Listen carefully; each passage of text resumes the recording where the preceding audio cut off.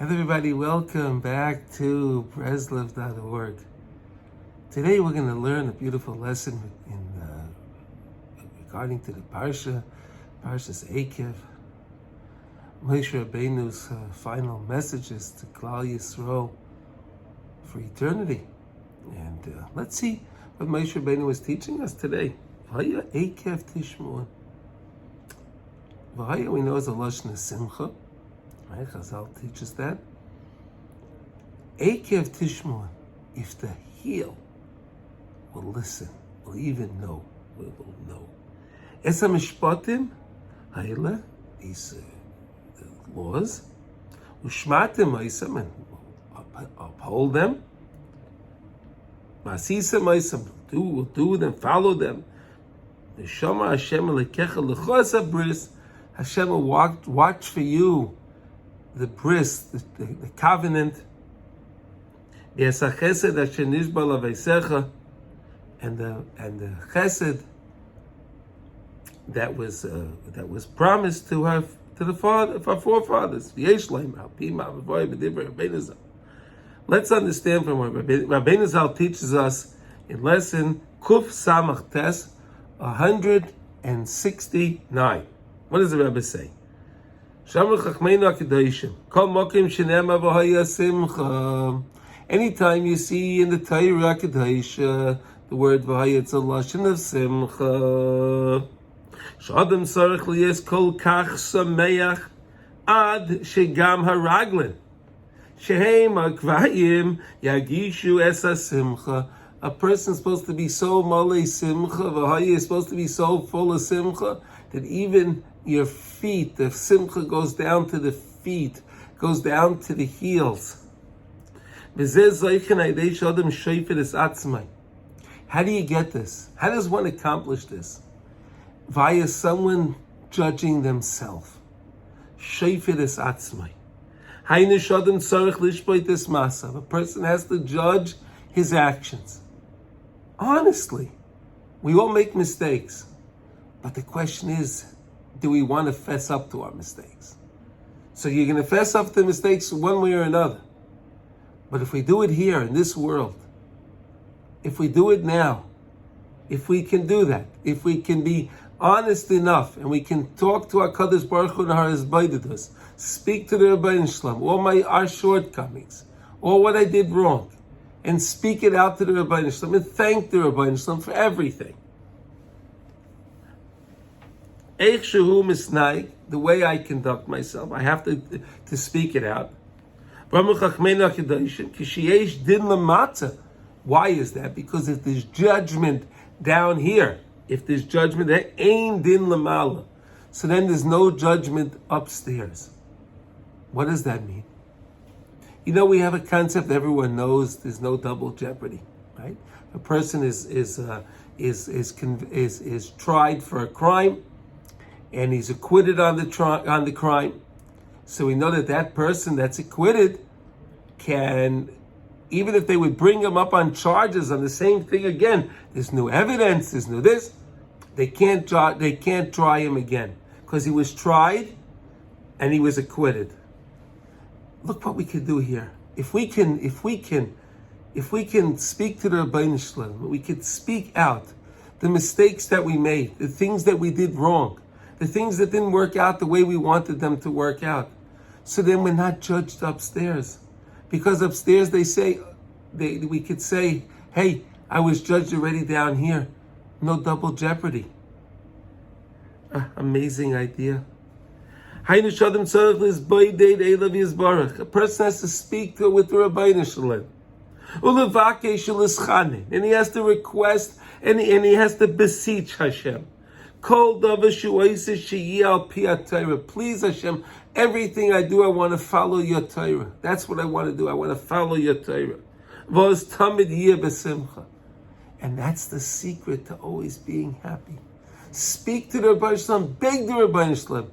You know, Rabbeinu Zal we have a custom in Breslov that we say every night that Rebbeinu Shalom, giving over all my tenuas, all my actions to myself, for my family, anyone that's totally on me, anyone that's dependent on me, I'm giving it over to you. Hashem, you run everything for me. I don't know. Hashem, you run my life for me. That's the custom that we have. Why? Because if I'm recognizing that it's all Hashem, it's not me. It's all Hashem. Anything that anyone does is through HaKadosh Baruch Hu's will. It's all HaKadosh Baruch Hu's will. And if I understand that, so then I can mamish be happy. The same way when you go on a bus and if the bus goes on a bump or it goes on this or that, or the bus is a little late, you don't get upset. You're on the bus. Whatever happens, happens. You're on the plane, right, or whatever, right? It happens. So that's how life can be. The same way, your regular day. You get up in the morning, you do everything. You go to work, you go to learn, you go to do whatever you have to do. But to understand that you're doing it with HaKadosh Baruch Hu. And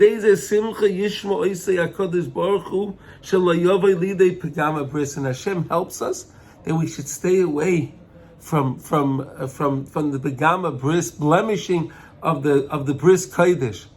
Anything chas v'sholem to do with immorality.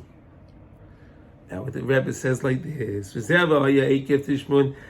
Im gam ha'a keivayim yishmu as simcha. If even our heels can hear the simcha, haynu sheyeh kol kach samach ad sheyorad ha'kivayim v'zeh al yedei through the mishpatim, through the laws,